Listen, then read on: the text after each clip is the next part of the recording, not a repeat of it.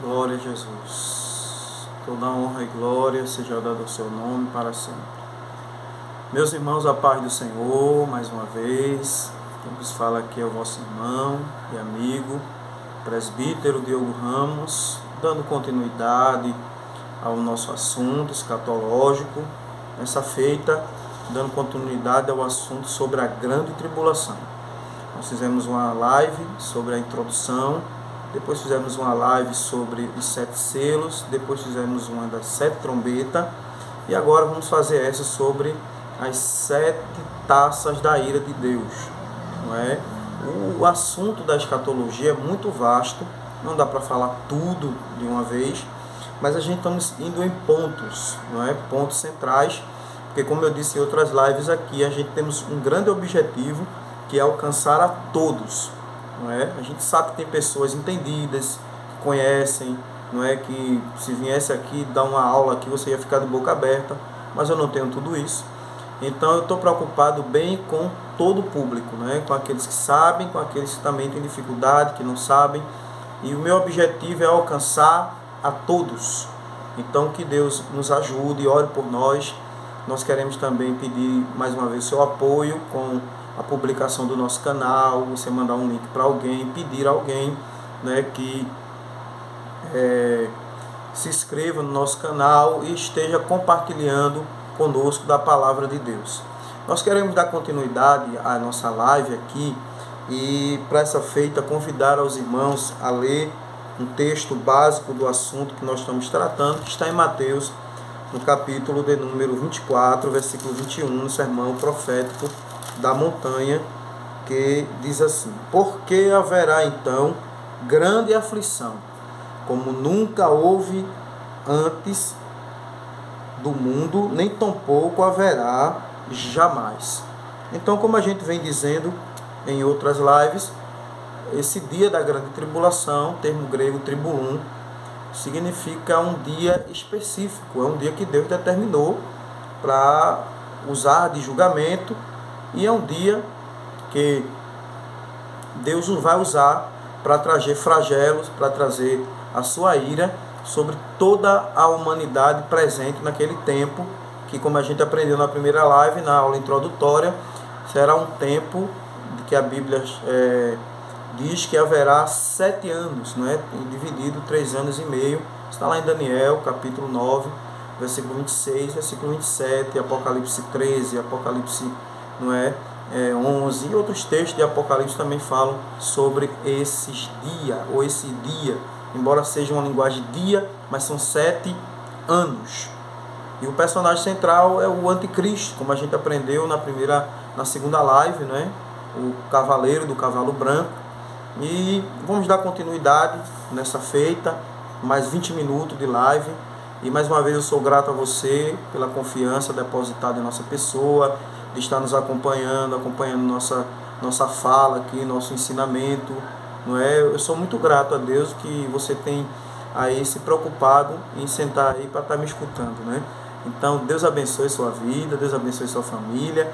E mais uma vez eu lhe peço, compartilhe e vamos estar levando esse canal para frente para estar abençoando vidas.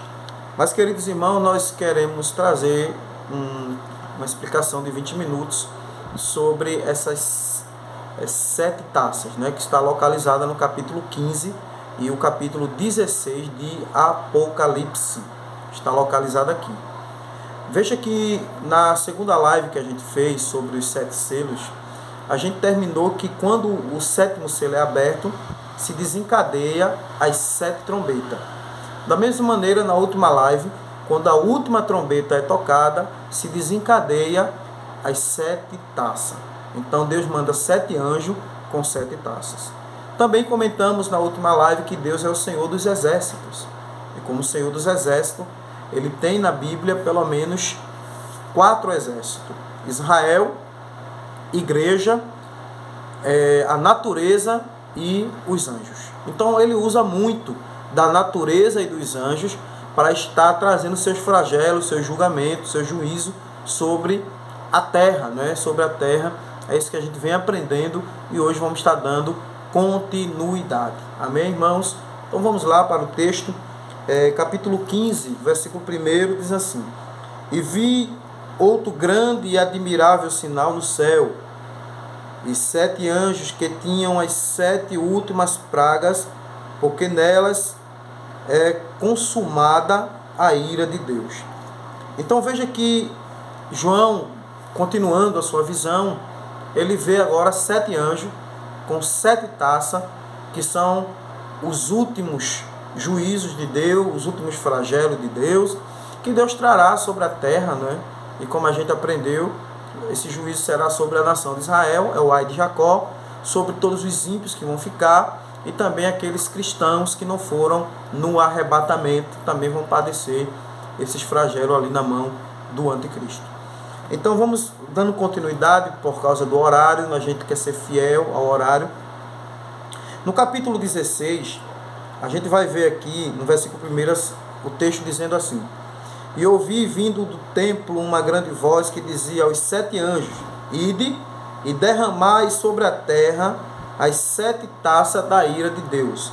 Há uma ordem lançada, e esses anjos ele vêm para trazer essa ira.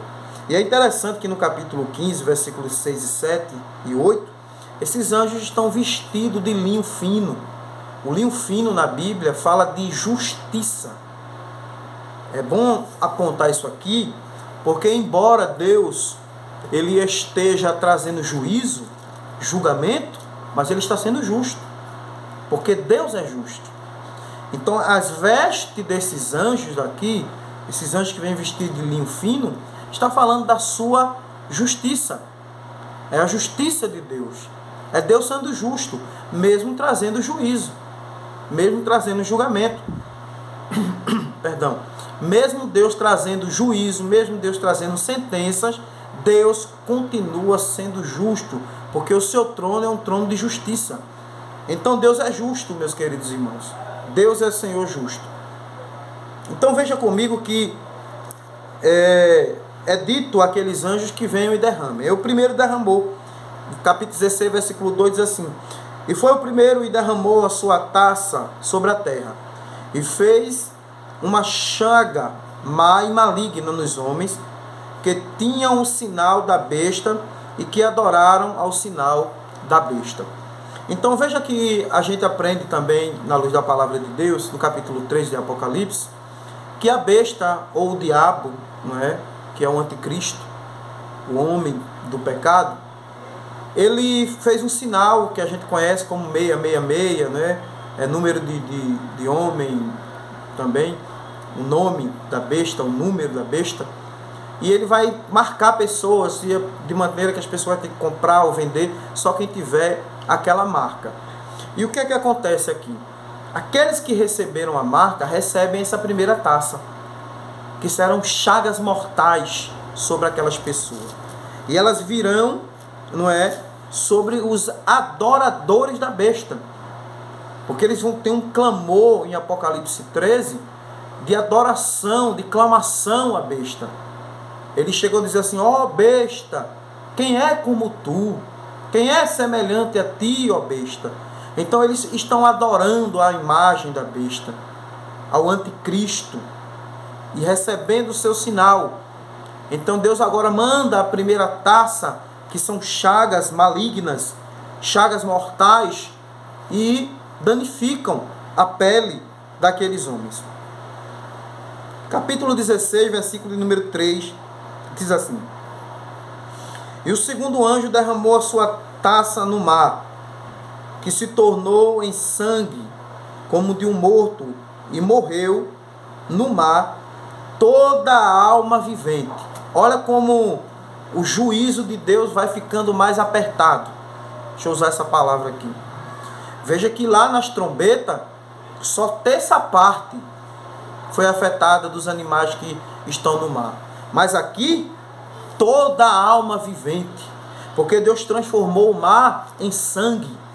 Então toda a vastidão dos oceanos vão virar sangue naquele dia, e Deus vai trazer morte a todo o animal vivente que está ali dentro dos mares. Veja que coisa terrível é isso aqui. Então por isso que é a praga das taças é pior do que a praga lá das trombetas. Então vamos dar continuidade pelo horário. Versículo 4. E o terceiro anjo derramou a sua taça sobre os rios e nas fontes das águas, e se tornaram em sangue. E ouvi o anjo das águas que dizia: Justo és tu, ó Senhor, que eras, santo és, porque julgaste essas coisas, visto como derramaram o sangue dos teus santos profetas, também tu lhes deste sangue a beber, porque disto são merecedores. E ouvi outra voz do altar que dizia: Na verdade, o Senhor Deus Todo-Poderoso verdadeiramente é justo, são os teus juízos. Veja que aqui o texto está asseverando o que eu falei, que embora Deus esteja trazendo juízo, Deus está sendo justo. Deus está sendo juiz justo, mesmo diante das pragas. E qual foi agora esse derramar da terceira taça? Deus derrama essa taça. Veja que Deus está usando sempre da natureza e dos anjos. Natureza e anjos. Sobre as águas potáveis, sobre as águas doces. E o que é que acontece? Elas viram sangue. Veja que se nas trombetas terça parte das águas foi afetada, imagine agora toda a água do mundo virada sangue. Não tem água para beber. As nascentes estão brotando sangue. As nascentes estão fervendo sangue. E por quê? Para Deus mostrar a eles que os justos profetas, tanto do Antigo Testamento quanto do Novo, a igreja militante, a igreja protestante, padeceram, foram martirizados, verteram sangue, por amor das almas, por amor da obra. E aqueles homens mataram os profetas, mataram a igreja. E agora Deus está fazendo eles beberem o sangue que brota lá dos rios. Deus transforma aquela água em sangue. E terrível foi. Mas o anjo que derramou ainda proclamou e glorificou a Deus, dizendo: Tu és justo. Tu és juiz justo. Porque Deus é o juiz justo. Ele está sendo justo aqui, mesmo no seu julgamento. Versículo 8. E o quarto anjo derramou a sua taça sobre o sol, e foi-lhe permitido que abrasasse os homens como fogo. E os homens foram abrasados como grandes calores, e blasfemaram do nome de Deus, que tem poder sobre as pragas, e não se arrependeram para lhe darem glória. Observe, veja que na primeira praga lá da trombeta, Deus afetou terça parte dos astros, e ficou escuro, não tinha luz, não é? E todo aquele sistema que eu falei de tempo, de estações, de anos. Mas agora, Deus manda a taça, e a taça, o que é que a taça provoca? Segundo alguns escatológicos aqui, ele está aquecendo o sol 7 vezes mais do que ele já é quente. Olha que situação, irmãos. Deus está aquecendo o sol 7 vezes mais do que ele é quente. E esse calor vai abrasar os homens.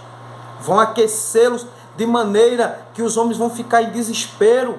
Mas mesmo assim, o ímpio, o pecado, os cega tanto, a adoração à besta é tanta que eles não se arrependem.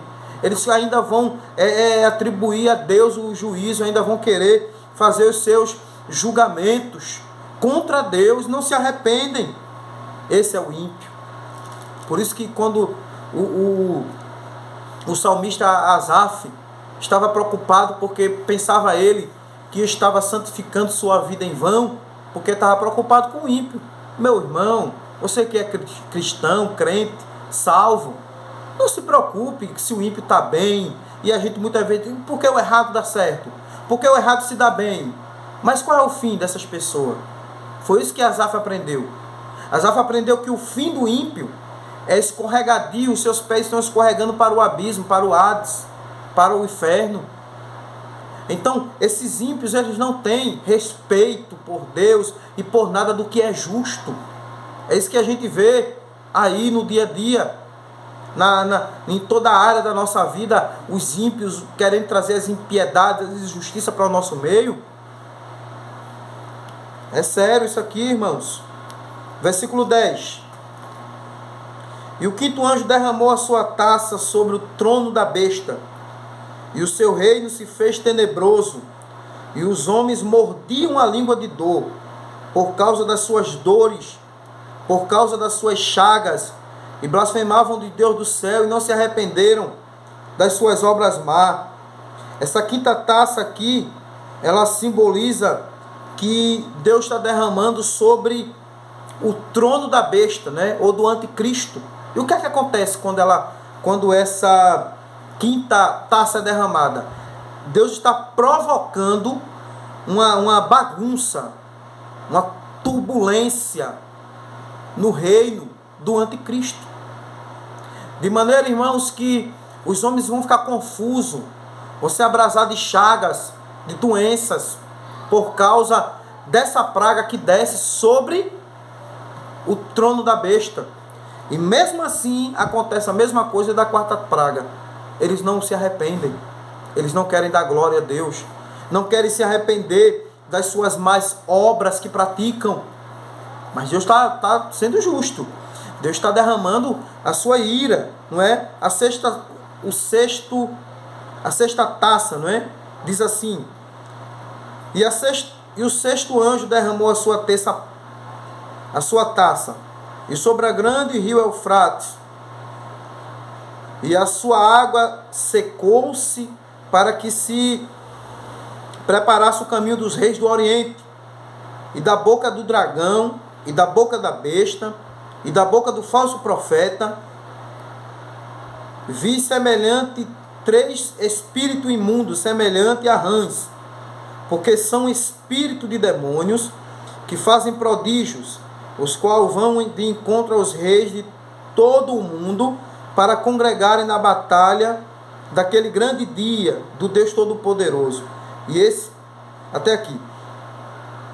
E esse que veio com um ladrão, bem-aventurado aquele que vigia e guarda as suas vestes, para que não ande nu e veja sua nudez. E se congregaram no lugar em que no hebreu se chama Armagedon, ou Megido. Veja, irmão, essa sexta praga aqui é interessante, porque quando ela é derramada sobre o Eufrates, o rio, e ele se seca. Veja que interessante. Deus vai secar o rio Eufrates para abrir caminho. Para quê? Para os reinos do Oriente, do poente do sol. Isso aqui é muito interessante, muito rico. Quando eu for trazer uma palavra aqui na live sobre a zoologia de Daniel, você vai entender melhor isso. Só se sabe que esses reis, eles virão para quê? Para se apoiar ao anticristo. Para se apoiar ao anticristo. E o dragão, diabo, a besta, que é o anticristo, e o falso profeta, que é o líder mundial, a besta que sai da terra, que são a tríade demoníaca, dragão, a besta do mar, anticristo, e a besta da terra, o falso profeta, ou o líder religioso, político mundial. Eles vão se unirem com esses reinos. O rio Eufrates se seca, e eles se agregam todos no campo do Armagedon, do Megido. E qual é o propósito deles? Destruir a nação de Israel, destruir aquela nação santa. Quando eles se rebeliam e não aceitam mais que a besta, o anticristo é o seu Messias, quando ele profana o templo, quando ele coloca uma porca em cima do altar e coloca a sua imagem de escultura para poder adorarem a ele, é nesse momento que Deus manda essa praga e o rio se seca para os reinos passarem, aleluia, para poder vir de encontro à nação de Israel e apagar Israel do mapa, lá na batalha do Armagedon, que será tanta gente morta que o sangue vai dar no freio da boca do cavalo. Mas é nessa hora que Jesus disse: vigiai, porque eu vou vir como ladrão. Ou seja, a linguagem aqui é a sua vinda gloriosa. Naquele momento, quando Israel estiver ali todo acampado no Armagedon, que todos os reinos e povos estiverem virados para poder destruir, por causa que a besta, o dragão e o falso profeta deram ordem para que Israel sumisse do mapa. É nessa hora, aleluia, que os céus se abrem e o Senhor aparece nas nuvens do céu com poder e grande glória. Apocalipse capítulo 1, versículo 7. Todo olho o verá. Mateus 24, 31 diz que ele virá com poder e grande glória sobre as nuvens do céu para livrar Israel. E com o sopro da sua boca ele desfaz o iníquo. Manda um anjo forte com cadeias na mão e prende o diabo por 1000 anos. Aleluia. E quando esse contexto todo estiver acontecendo, Jesus vem com poderio. Oh, glória a Deus. Para livrar a nação de Israel da mão do anticristo. Aleluia. E ele vem glorioso. Apocalipse 19, ele diz: eu vi ele sentado no cavalo branco, com suas vestes brancas, salpicadas de sangue. Uma espada de 2 gumes saía da sua boca. Na sua coxa estava escrito: Rei dos Reis, Senhor dos Senhores. Um cinto no peito com o nome, a palavra. E ele saiu com poder. E o exército o seguia com o cavalo. Sabe que exército é esse, irmão? A igreja. Eles vêm acompanhando o Senhor para a grande batalha final, para a grande peleja final. E quem é o vitorioso? O Senhor dos exércitos. É dele a vitória. Ele é o vitorioso. Ninguém vence esse general. Nunca entrou numa batalha para perder e não vai perder nesse dia. E com o sopro da boca, ele mata a besta. Ele mata o anticristo. E o dragão, o diabo, é preso em cadeias por 1000 anos. E a Bíblia diz que ele desce em glória. Oh, maravilha! E lá no livro de Zacarias, capítulo 13, ele pisa no monte, no capítulo 12, e o monte se fende. O Monte das Oliveiras se fende de canto a canto, e ele pisa no monte, e ele vai até Israel com as mãos abertas. E que Israel vê os cravos na sua mão. Aleluia. E Zacarias 13:6 diz assim: que cravos são esses nas tuas mãos? Aleluia. Que feridas são essas nas tuas mãos? E dirá ele, diz o texto: são as feridas que fui ferido na casa dos meus amigos. A Israel reconhece que aquele Nazareno, aquele Rabi da Galileia, era o seu Messias que eles mataram